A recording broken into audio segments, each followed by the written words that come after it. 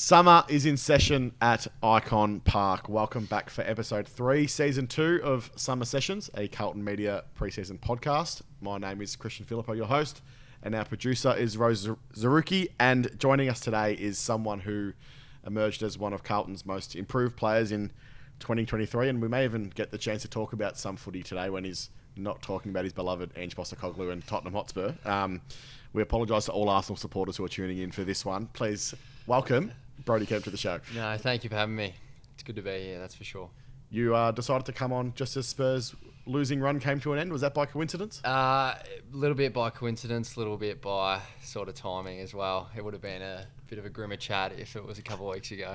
But no, it was a good win on the weekend, and last week was it? And I was happy. It was a good result. We were just chatting off air that we've really painted you as just the Tottenham or the football-loving Carlton player. So we'll try and add some depth to you today, but there will be some chat. A lot of chat around footy. That's fine. About the Premier League, which is unsurprising. But we do kick off this podcast with the same question all the time. And if there's anyone who's going to back themselves with this question, it's yourself.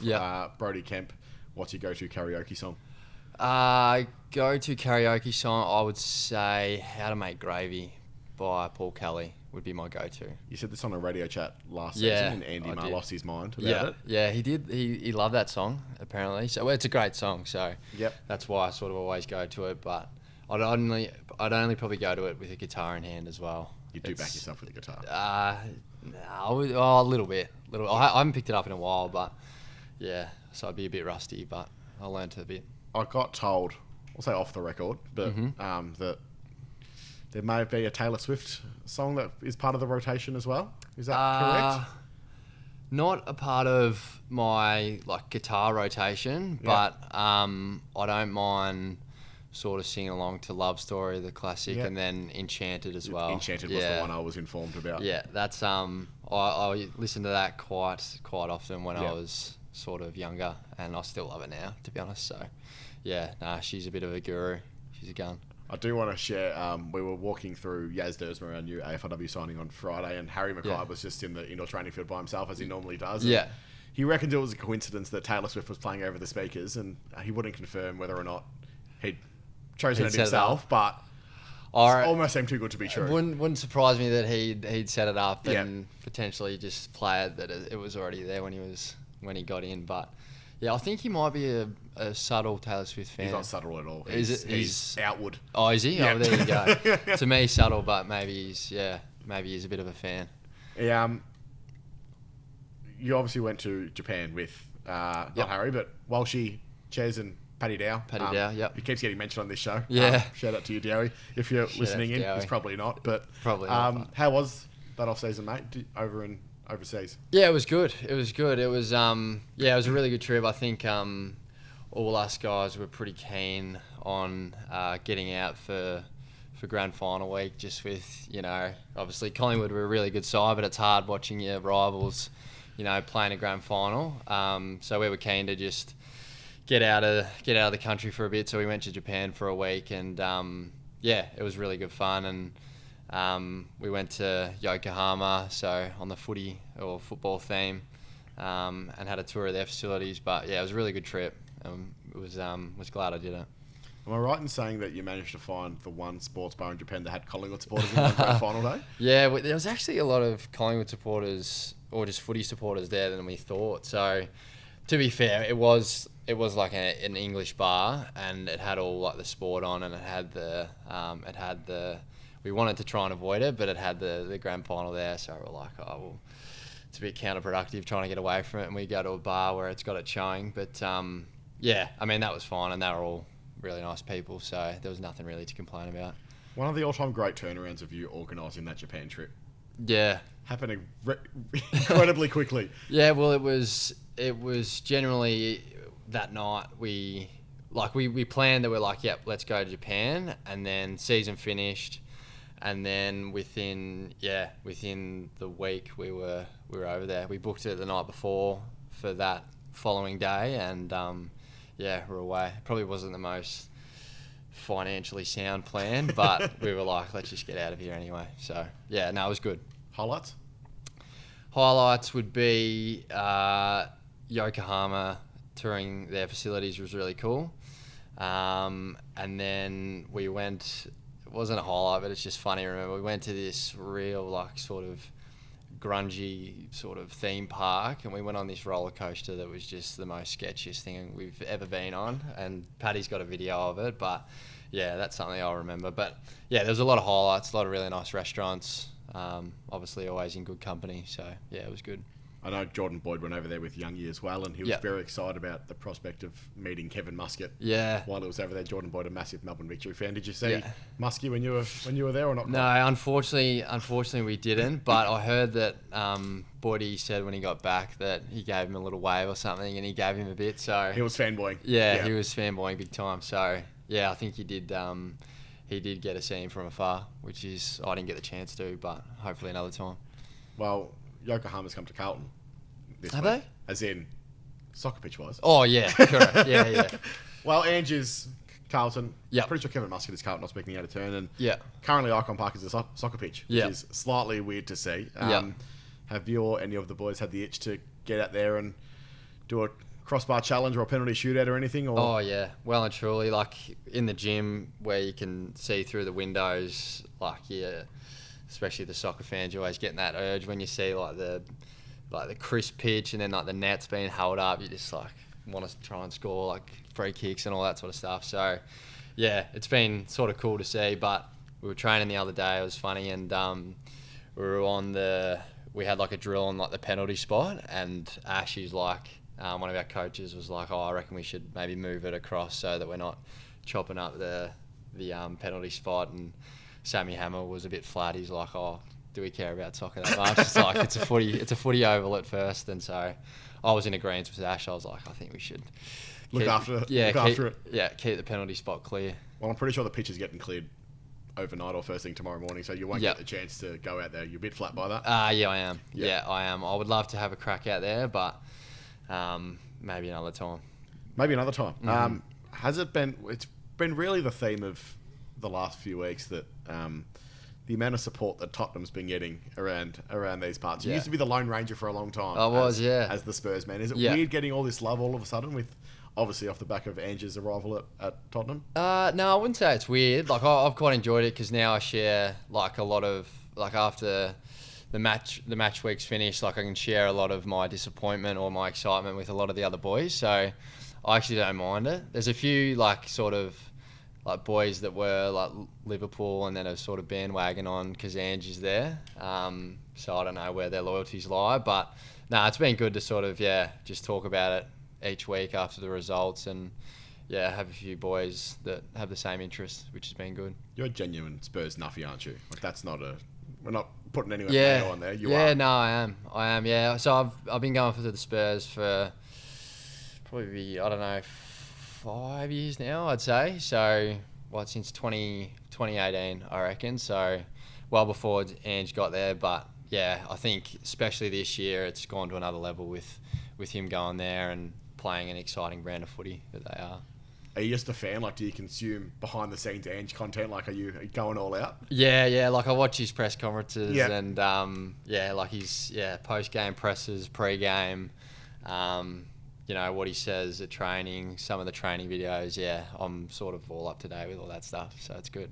Do you see any of Ange and Vossi? Is there any similarities that you can pick up on? I actually do. Yeah, I think like I hear a lot of the Tottenham players speak about how he motivates the players with the storytelling and stuff like that, and I think that's one of Vossi's greatest strengths is his ability to tell stories, but also how he can sort of put that into context into footy and how that motivates his players, and you want to go out there and play for him. So I think that'd be some similarities between Ange and Vossi. Do you take any Ange inspiration into your own training and your own game days, or? I've actually been taking just like how we've been playing, just with some fun, some freedom, some high risk but high reward sort of thing. So that's sort of how I like to play. So yeah, I've been taking a bit from that. That's one manager in Ange, the coach in Vossi. What's your managerial style in FIFA? Are you level-headed? Are you a bit more temperamental? How I play FIFA, I'm temperamental. How I manage, I think I'm actually a loyal manager. Like if I've got a player in that has done a lot for the club. Like I don't want to put him in like SBCs or anything like that. Too sentimental. Yeah, it's too sentimental. So like, if he gets outdated, I'll just keep him in the club and make sure, because if he's played well for me, I can't just sack him. So. Well, there needs to be some emotion when you go 19-1 in weekend league. Yeah. Is that correct? Yeah, that is true. That was last year. I got a 19-1, my first rank one.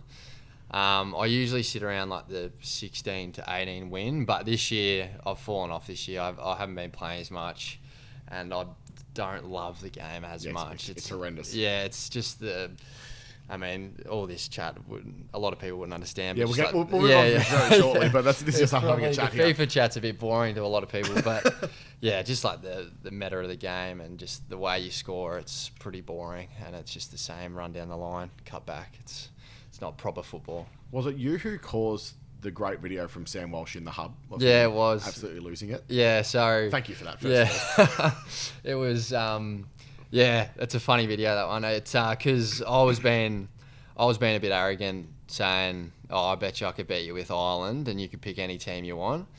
Anyway, so he picked Real Madrid. I was Ireland, who's like one of the worst teams on FIFA.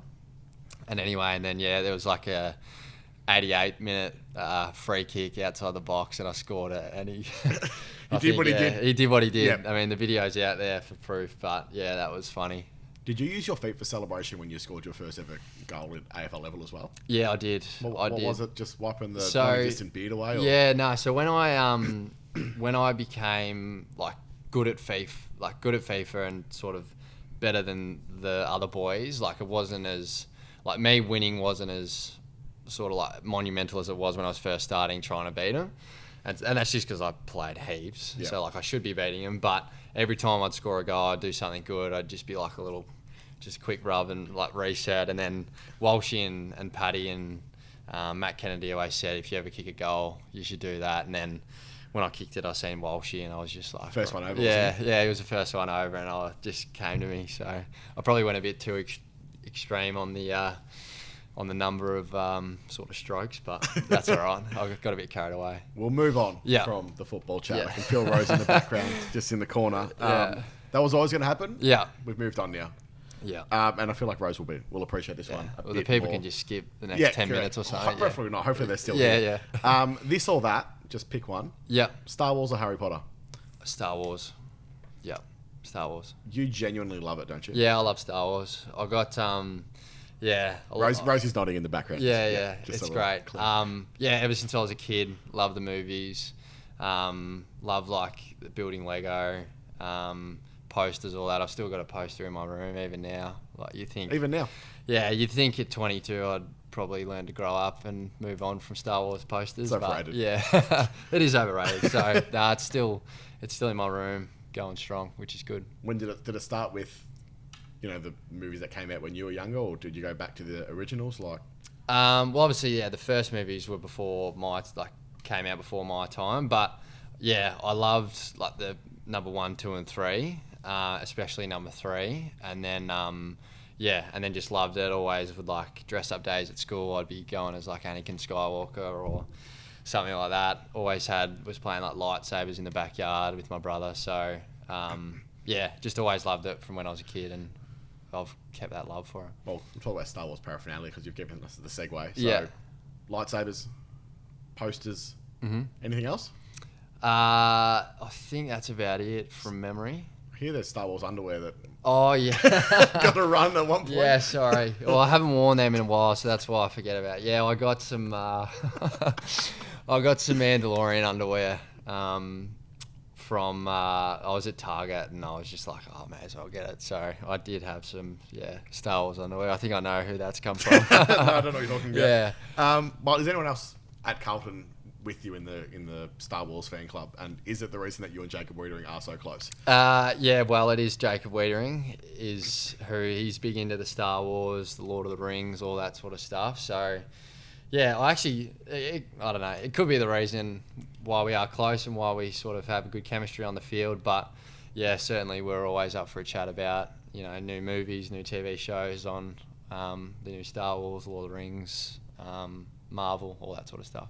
I did hear Ashton Moyer, by the way, maybe a Star Wars man. Really? As well. Yeah, that may have come out. So there you go. On Saturday at induction. So wow, there you go. I'll have to ask him. You can add him to your little group. Yeah, we'll do. I'd be happy to have him on board. Well, I did include Harry Potter earlier. Yep. I did have to ask this question, Mm-hmm. and I think a lot of people have forgotten it. Yep. So I want to bring it up. Yep. Mott's is currently running with a bit of colour through the hair. Yep. At the moment. I do see that. Do you regret the Draco Malfoy look that you had? Was it 2020, I reckon, Yeah, your it first was season? my first year, yeah. Yeah, I think, so at the time I was like, oh, like this looks like okay. It's like sort of, I don't know, different or whatever. And then looking back, I think it's a bit of a shitty look. So, no, I don't regret it, but it was fun and... You grew from it. Yeah, I grew from it and then... I didn't mind when it sort of grew out and it was a bit of both, but yeah, I think the fully blonde was maybe a bit of a miss. Yeah, a bit much. Yeah, so. well, you've kept essentially the doing it for Doc shaved head ever since then. Yeah, basically. So yeah, shaved the head for Doc and then went to grew it back a little bit at the start of this year, and then before the season I was just like, nah, it was at that weird awkward length and I was just like, nah, I'll get rid of it and kept it shaved for the year. Looks good, mate. No, Looks good. thanks, mate. Will the Draco ever come back? I want to say no, but You can never be sure. you can never be sure. You can never fully rule it out. Yeah, that's fair enough. But for now, probably not. We'll go to footy now. Yeah. How different are things for you this year compared to this time 12 months ago? Yeah, it's very different. I think last year, especially because I was going into a pre-season where it's my third year, I hadn't really done much in terms of an AFL sense, games played or impact in the team, in the AFL team. So I think I was going in that pre-season being like, all right, I need to sort of do everything perfect. I need to stand out amongst the rest. And I think I put a lot of pressure on myself to do that. That was going into my third year. And then I sort of had a bit of that this year, but I was like, it's my contract year, and I was like, I'll just do everything I can, and sort of the old cliche, never leave a stone unturned. So that was sort of the mentality I had, and then started playing some really good VFL footy, and then obviously was happy with my year in AFL. And so I think having that block of work sort of gives you that belief, confidence going into this pre-season where it's like, all right, you belong at the level. You've certainly still got some stuff to work on, but I think having that confidence from that block of some quality AFL footy, I think that's the difference in the two pre-seasons, is just the confidence I've got and the clarity of what role I want to go after. Is this the first pre-season where you're coming in knowing that you'll be a defender as well? Yeah, I think it is, yeah. It no more forwards line that you're going to anymore? Nah, there's no... I'll always keep my options open, and just in case, there's a worst case scenario, and I'm happy to fill a role for the team if that's forward or whatever. But yeah, I think this would be the first pre-season where it's it's just generally a defender, and I lock into that role. I feel like when you came in, versatility was always touted as your strong suit. Yeah. Was it your Achilles heel for a little bit there? Yeah, it almost was in a sense. Like I was massive on versatility, but I think in when you get into AFL, it's a bit different from juniors. Like you can play sort of all different roles in juniors, but when there's like a system and there's sort of certain personnel that they want in each roles, I think the big thing about AFL, especially when you're starting, like you want to really lock into a role and find your feet there. And so I think potentially like the chopping around and changing might have slowed that progress in one role just a little bit, but that's something I learnt, and I think it's a good learning for me, and it's probably in turn helped me out and gave me the clarity on what I want to go after. What conversations have you had with Vossi about your role for 2024? Yeah, so conversations essentially just double down on the work I put in last year.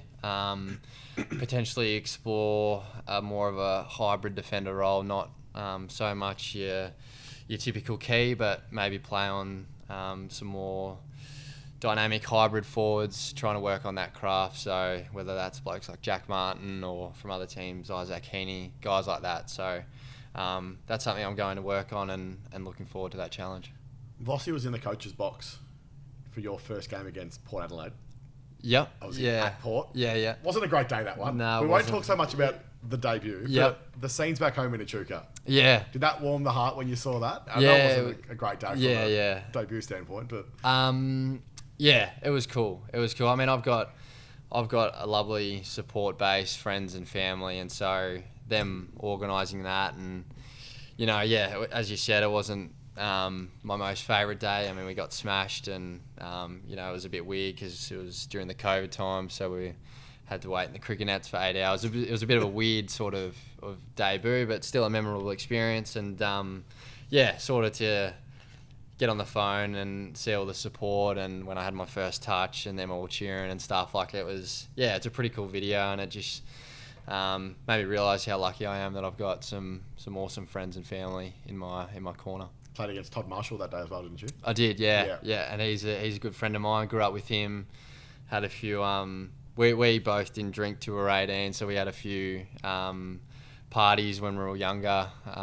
As we're going through like the junior footy stuff, we'd always hang out at the parties in Deniliquin or Echuca, and and he's a good man. He had a good year, so which I was happy for him. That support network back home, do you feel like that was obviously great that day? Do you feel like you nearly missed out on all that? Because then it took about 2 years for you to really get cemented in the AFL side, that you might have missed all that support at the ground? Potentially. I did miss a bit of it, but I suppose I only really got, like, when I started playing AFL footy was when everyone sort of was coming back anyway. So, like the support at like the VFL games and like trying to develop and play AFL in my earlier years, obviously didn't have it with COVID and all that sort of stuff, but especially this year I felt it in spades. I remember it was after the Melbourne game, had my mates. I knew where they were after the game, before the game, and then after the game, obviously that semi-final went over to them, and you just see like the joy on their faces watching you play in such a an amazing atmosphere and an amazing game, and that's something that you love sharing with your people that have been with you through every step of the way. So that was cool. You could have kicked the winning goal that night. You were close. Yeah, I could have. If I had my time again, I'd probably centre it potentially. But I think I got a bit. I'm went with Blake. Well, there was that one as well. Best seat in the house. Yeah, I was the best seat in the house. So I got forward to equalise on Bailey Fritsch, and then I seen Blake take the mark, but then I was like, no, you go for it. Yeah, you go for it. But I could have got a little handball or C, but I was happy for him to have that moment. That was awesome. What about your support network at Icon Park internally? I guess who are the ones that you really turn to during the week? Yeah, well, I've spoken about it a bit, but obviously the big one for me last year was Brad Ebert. He came in, and I think we had some honest conversations, but he also, in saying that, he gave me a lot of confidence. We sort of, as we got to know each other and kept talking, we had a lot of similar experiences, so it was really good to draw on his experiences and how he sort of reacted to it and what helped him. So he was massive for me. Luke Power as well. We've been here the same amount of time, and I did a lot of junior stuff with him as well. And he's been one of my favourite coaches to work with. And then obviously I've touched on Weeders a fair bit. He was massive for me. Jonesy in my earlier years as well. But then Nick Newman, Gov, sort of all the senior guys in the back line at the moment have been really good for me, and especially this year. I spoke to Brad Ebert just before, and you would have seen us having a chat, and he said make sure he gets a mention. Yeah, so really? That's for you, Ebo. There you go. Shout out to Hey Diddle as Yeah, well. yeah, true. Pre-season cliches. Yep. It's our favourite part of the show. First of all, give us your nomination for who's flying out on the track. Who's flying out on the track? Don't say Weeders. I won't say Weeders. Who's flying? I would say, I'd say new recruit Billy. He's been pretty good. He's impressed me. Like he's quite dynamic. His speed and his run, I'd say him. He's caught my eye, and he's been good. Who's ready for more midfield time? Out of anyone? Who's ready for more midfield time? Ollie's been playing a little bit of midfield time. I know he wants to do that. So, potentially he could get more of a more of a look in. Not you? I feel like everybody still thinks you're an inside midfielder. I think they do. Yeah, I think for now I'll probably put that on hold. Yeah.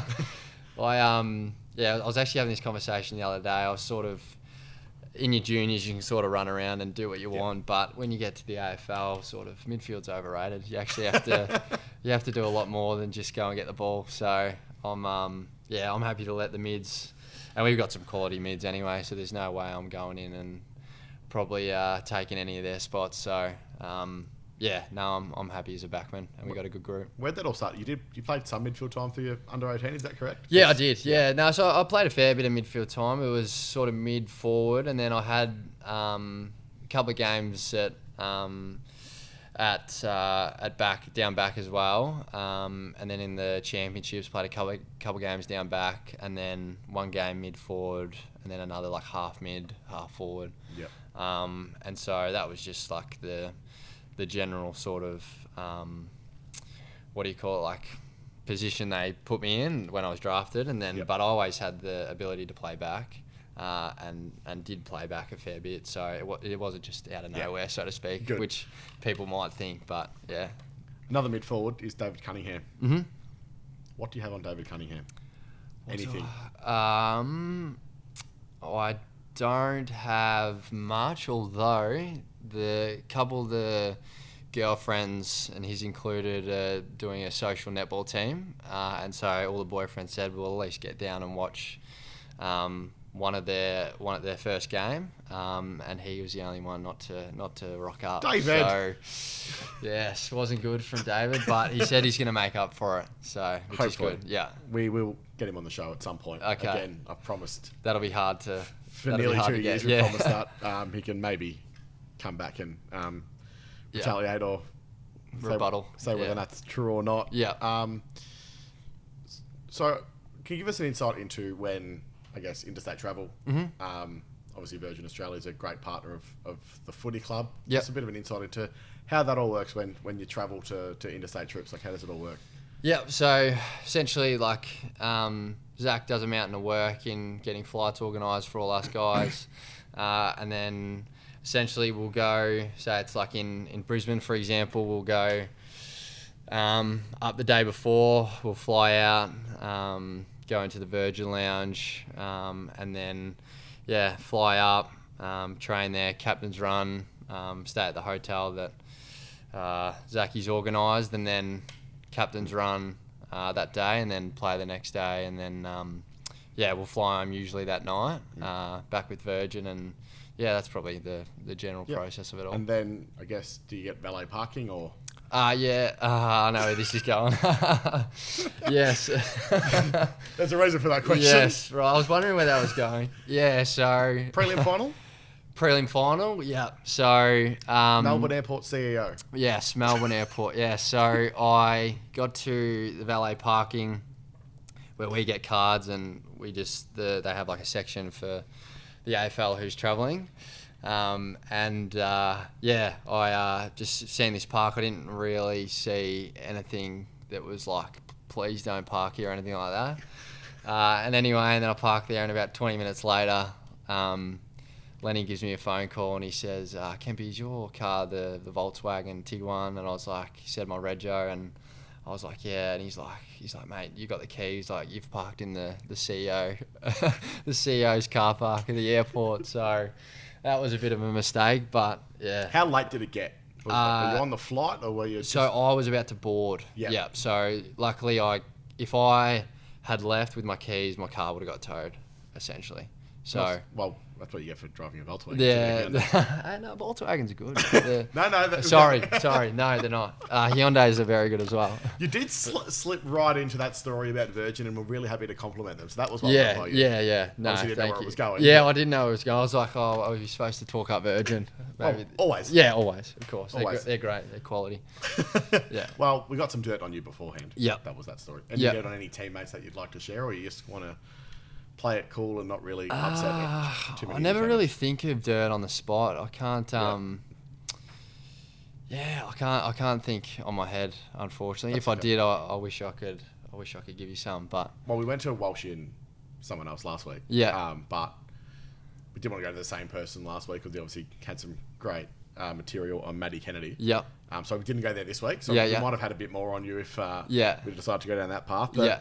I'll maybe wind it back to your trip to Japan. So you went with Walshy, Ches and Dowie, Yep. ex-teammate of yours. Who are the top 3 teammates you wouldn't want to go on an interstate trip with or an overseas trip with? Okay. I wouldn't want to go with Jack Carroll Yep. because he is really tight with his money. So he What? would... Jack Carroll? I haven't heard this. Yeah, he would not be as inclined to, go out for dinner as much or Look after each other. sightseeing, Yeah. all that sort of stuff. So I'd say he'd be one. I'd say the second would be who'd be this? I'd say Lockie Cowan. I think apparently he's very messy. Yep. Binzi was saying that at the house he can sort of leave his room in a bit of a mess. So I'd say that. And then the third, who would be the third? Oh, Blake Acres. I reckon it'd be the Go on. third. We're hoping to get Blake on the show very shortly. Yeah? So this is Well, great there you material. go. I reckon I would love to go on a trip with him for 2 days, Yep. but I reckon I wouldn't enough. for 10 days, Yep. if that makes sense. So, Are you going to expand on that, or are you just going to leave it at that? no, I'll leave it at that. But I'd love my 2 days with him. Yep. Yeah. It'd be a great 48 hours. Yeah, it'd be a great 48 hours. But, I'd be happy to go on trips with anyone, to be good, honest. Good save, mate. Yeah. Well done. We'll finish it off Yep. now with the same question that we always finish off with. Bit more of a wholesome answer instead of, again, dishing the dirt on your teammates. Brodie Kemp, why do you play football? I would say I play football, obviously, one, because I love playing team sports, meeting new people, all that sort of stuff. But I think the joy it brings to the people that have supported you through your journey and, the joy you see on the faces of the people close to you, I think that's a part of why I really like playing it. That's a very nice answer. No, thank you. I'll leave it at that. Yeah, beautiful. Thanks for having me. Thanks, Kempy. All the best. Ta, thank you.